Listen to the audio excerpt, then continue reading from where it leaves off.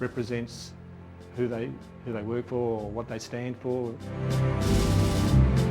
You always held that badge in very high esteem. Badges of honour, pinned on with pride. I suppose it is like their war medals. It certainly represents part of their uniform and their history. Here at Sheridans for Badges, Chaz is continuing his grandfather's legacy. My grandfather started the business, as I say, in 1913.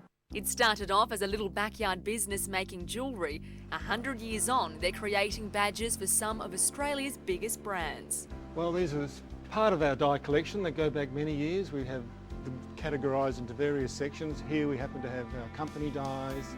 They go through to the airlines. Below that we have our old war dies. And yes, it continues on. Yep, it sure does. Tucked away between thousands of imprint dies, even my high school pin. But there's one very special badge that is more than an honour to wear. The Rising Sun.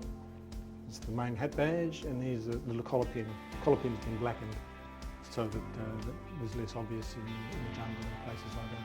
Celebrating the spirit of the ANZAC and the legend of the Australian soldier, this is one highly sought after stamp. They are as rare as, hen's teeth.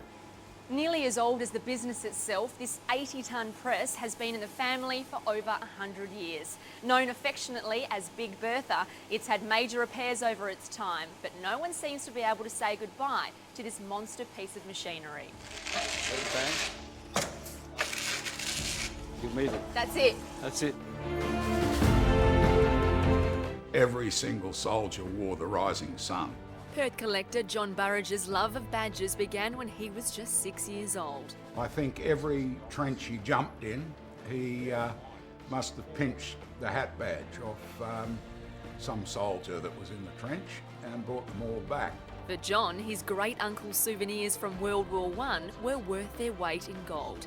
Now his Swanbourne store is filled with military memorabilia. When I picked up badges and looked at them, I just tried to envisage the person that wore them and what he would have gone through. The designs are very emotional and very of the time.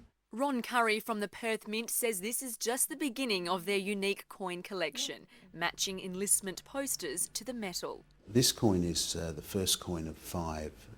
The rest of the series will be released each year around this time of year.